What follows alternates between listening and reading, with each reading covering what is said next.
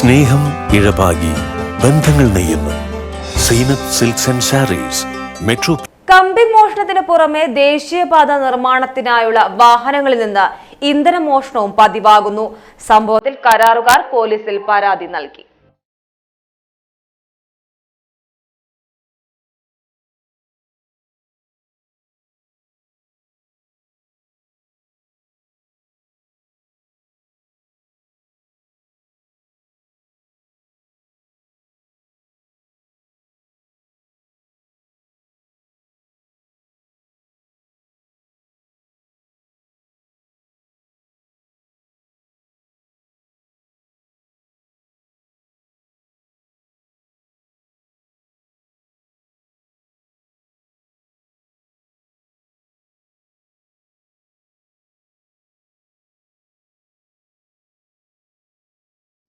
ദേശീയപാത നിർമ്മാണത്തിനായുള്ള കമ്പികൾ മോഷണം പോയതിനു പിറകെ വാഹനങ്ങളിൽ നിന്നും ഇന്ധന മോഷണവും.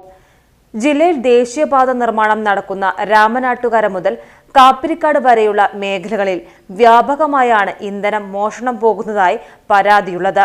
പൊന്നാനി മേഖലയിലാണ് കൂടുതലായും ഇന്ധനം നഷ്ടമായിട്ടുള്ളത്.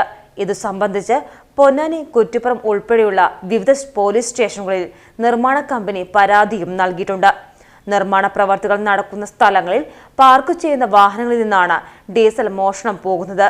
കൂടാതെ ജനറേറ്റർ, ബാറ്ററിയും നഷ്ടപ്പെട്ടിട്ടുണ്ട്.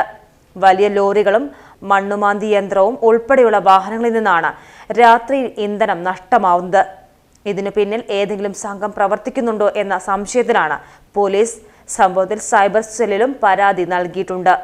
PGTV news, Ponnani.